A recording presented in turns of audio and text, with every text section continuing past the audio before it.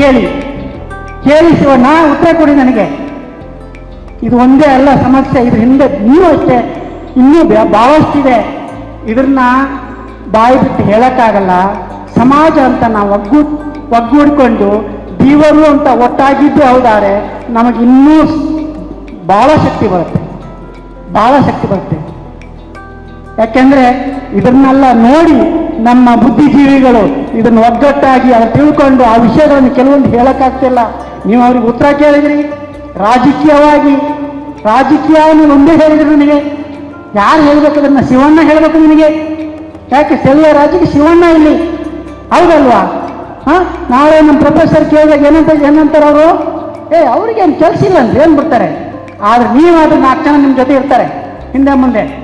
ಶಿವಣ್ಣ ಕೇಳಿದರೆ, ಯೋಗೇಶಪ್ಪ ಕೇಳಿದ್ರೆ ಅಂದ್ರೆ ಭಾಳ ಬೆಲೆ ಇರುತ್ತೆ, ಹೌದಲ್ವಾ? ನೀವು ತರಬೇಕಾದ್ರನ್ನ ನಾವಲ್ಲ, ನಾವು ನಿಮ್ಮ ಜೊತೆಗಿರ್ತೀವಿ.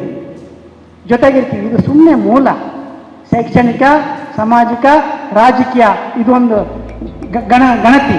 ಇದೇನು ನಮ್ಮ ಆರ್ಥಿಕ ಸ್ಥಿತಿಗಳನ್ನು ತಿಳ್ಕೊಳ್ಳೋದಕ್ಕೋಸ್ಕರ ಒಂದು ಗಣತಿಯನ್ನು ಹೊರಡಿಸಿದ್ದಾರೆ ಅವರು. ಮುಂದೆ ಇನ್ನೊಂದು ವರ್ಷದಲ್ಲಿ ಬರ್ತದೆ ಕೇಂದ್ರ ಸರ್ಕಾರದ್ದು. ಇವತ್ತು ನಾವು 50% ಆದರೆ ಮುಂದೆ 100% ಆಗ್ತೀವಿ. ಮೊದಲ ಹೆಜ್ಜೆ.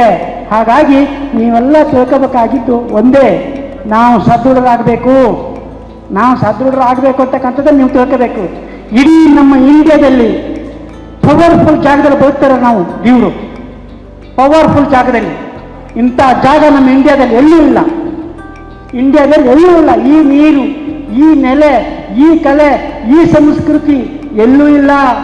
ನಮ್ಮ ಸಂಸ್ಕೃತಿ ಹಸೆ ಚಿತ್ತಾರ ಎಲ್ಲಿದೆ? ಪಾರ್ಲಿಮೆಂಟಲ್ಲಿದೆ.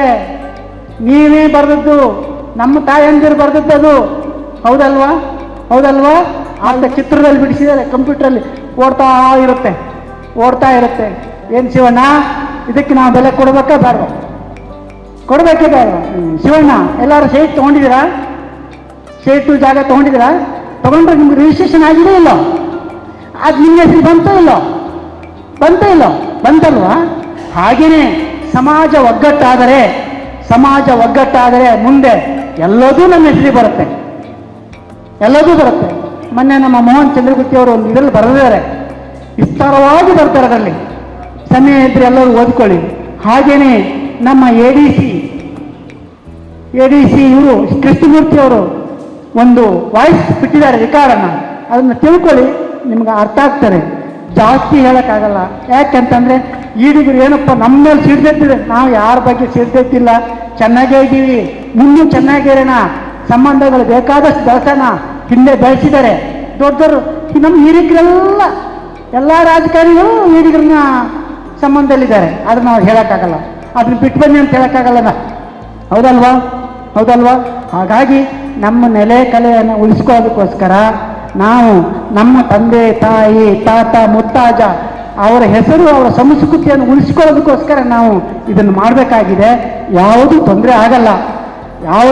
ನಮಗೆ ತೊಂದರೆ ಆಗಲ್ಲ. ನಾನು ಹೇಳಿದ್ನಲ್ವಾ, ನಿಮ್ಮ ಹೆಸರಿಗೆ ರಿಜಿಸ್ಟ್ರೇಷನ್ ಆದಾಗ ಯಾವಾಗ ಪಾಣಿ ನಿಮ್ಮ ಹೆಸರು ಚೇಂಜ್ ಆಗುತ್ತೋ ಹಾಗೆ ನಮ್ಮದೂ ಬದಲಾವಣೆ ಆಗುತ್ತೆ ಮುಂದೊಂದು ದಿವಸ. ನೀವು ಒಗ್ಗಟ್ಟಾಗಬೇಕು. ನಾವು ಈಗಲೇ ಈ ಸಣ್ಣ ಪುಟ್ಟದಕ್ಕೆ ಗೊಂದಲ ಮಾಡ್ಕೊಂಡು ಅದಕ್ಕೆ ಬಣ್ಣ ಕಟ್ಟಿ ಜಗಳ ಆಡ್ಕೊಂಡು ನಾವು ಹೊರಗೆ ಹೋದರೆ ಇದಕ್ಕೆ ಏನೂ ಬೆಲೆ ಇಲ್ಲ. ಆಯ್ತಾ? ಇದು ಮೊದಲನೇ ಹೆಜ್ಜೆ. ಇನ್ನು 100 ಹೆಜ್ಜೆ ಮುಂದಿದೆ. ಇದಕ್ಕೆ ನಿಮ್ಮೆಲ್ಲರ ಸಹಕಾರ ಬೇಕು. ನಾವು ದೇವರು ಅಂತ ಹೇಳಿ ಒಪ್ಪಿಕೊಳ್ಳೋಣ, ದೇವರು ಅಂತ ಬರ್ಸೋಣ. ಮುಂದೆ ಯಾರಿದೆಯೋ ಅವರಿಗೆ ನಾವು ಹೆಗಲು ಕೊಡೋಣ ಅಂತ ಹೇಳ್ತಾ 2 ಮಾತು ಮುಗಿಸ್ತೀನಿ. ಜೈ ಹಿಂದ್.